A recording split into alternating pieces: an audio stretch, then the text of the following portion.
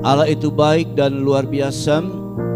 Keberadaan kita pagi hari ini karena Tuhan.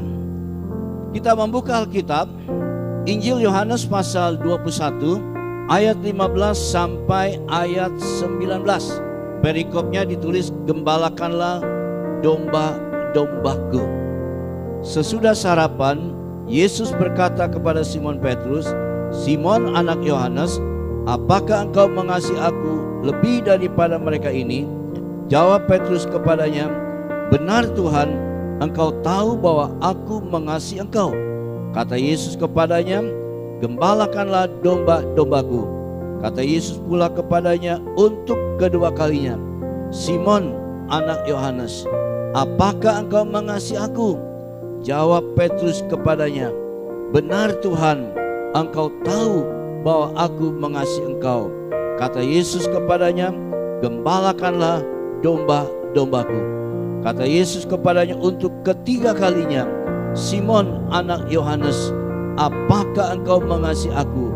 Maka sedih hati Petrus karena Yesus berkata untuk ketiga kalinya, "Apakah engkau mengasihi aku?"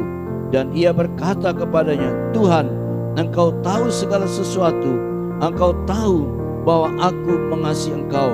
Kata Yesus kepadanya, "Gembalakanlah domba-dombaku. Aku berkata kepadamu, sesungguhnya ketika engkau masih muda, engkau mengikat pinggangmu sendiri dan engkau berjalan kemana saja kau kehendaki. Tetapi jika engkau sudah menjadi tua, engkau akan mengulurkan tanganmu dan orang lain akan mengikat engkau dan membawa engkau ke tempat yang tidak kau kehendaki." Dan hal ini dikatakannya untuk menyatakan bagaimana Petrus akan mati dan memuliakan Allah. Sesudah mengatakan demikian, ia berkata kepada Petrus, "Ikutlah aku." Firman Allah, saya memberi satu tema, menyimak makna pertanyaan Yesus. Menyimak, mendengarkan, memperhatikan pertanyaan Yesus. Pertanyaan Yesus sampai 3 kali datang kepada Simon Petrus. Berarti ada sesuatu yang perlu kita perhatikan.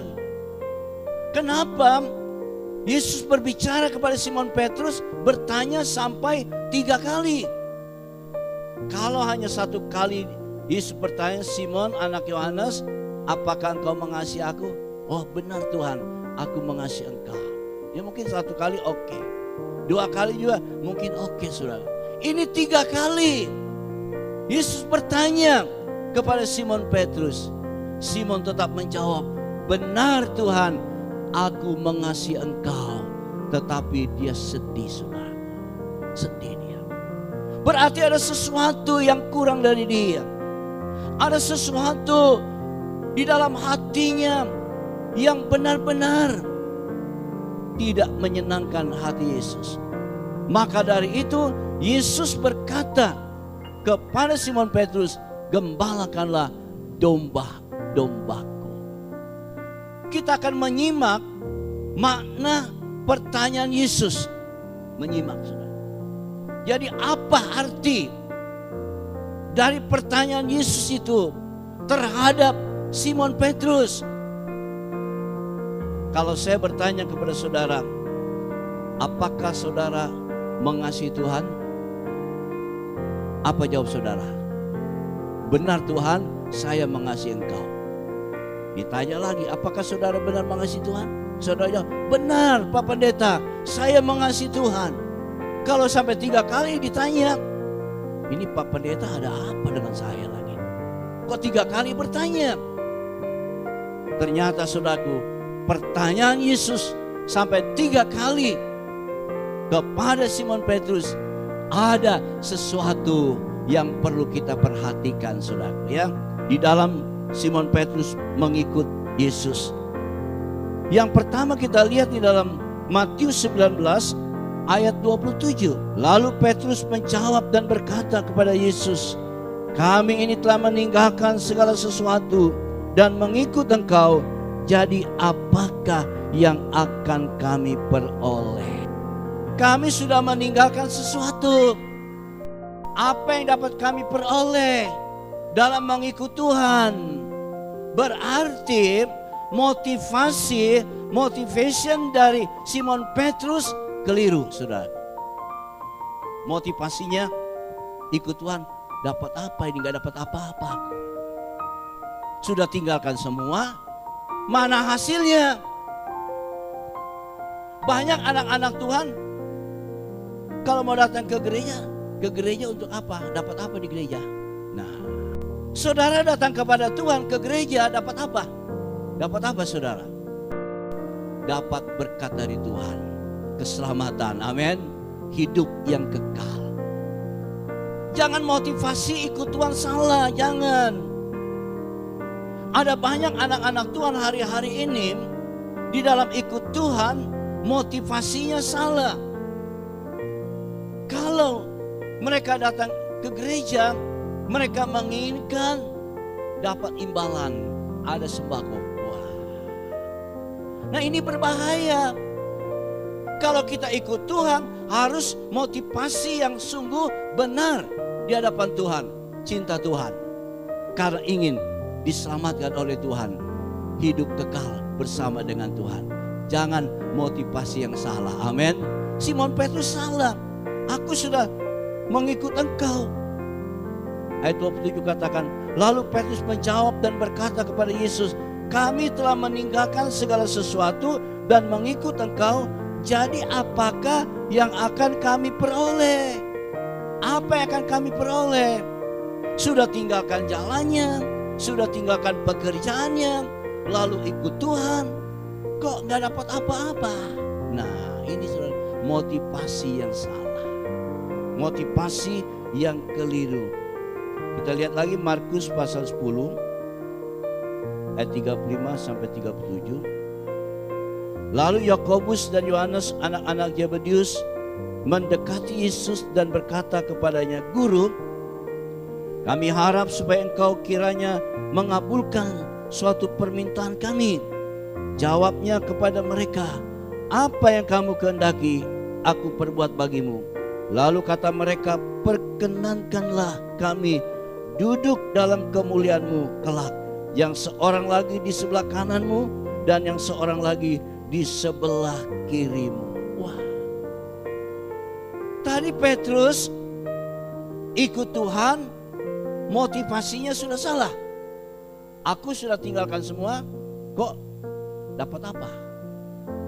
Nah, ada juga orang ikut Tuhan ingin cari kedudukan. Kalau benar-benar cinta Tuhan, sungguh-sungguh mengasihi Tuhan, bukan masalah kedudukan, bukan masalah ekonomi dan lain sebagainya, harus motivasi yang benar kepada Tuhan. Haleluya. Nah, lalu poin yang kedua, sudah perhatikan solution, saudaraku. Yohanes 21 ayat 1 sampai 3. Kemudian Yesus menampakkan diri lagi kepada murid-muridnya di pantai Danau Tiberias, dan ia menampakkan diri sebagai berikut. Di pantai itu berkumpul Simon Petrus, Thomas yang disebut Didimus, Nathanael dan dari Kana yang di Galilea, anak-anak Zebedeus, dan 2 orang muridnya yang lain. Kata Simon Petrus kepada mereka, aku pergi menangkap ikan. Kata mereka kepadanya, kami pergi juga dengan engkau. Mereka berangkat lalu naik ke perahu, tetapi malam itu mereka tidak menangkap apa-apa. Tadi yang pertama, motivasinya sudah salah. Ini. Lalu yang kedua ini,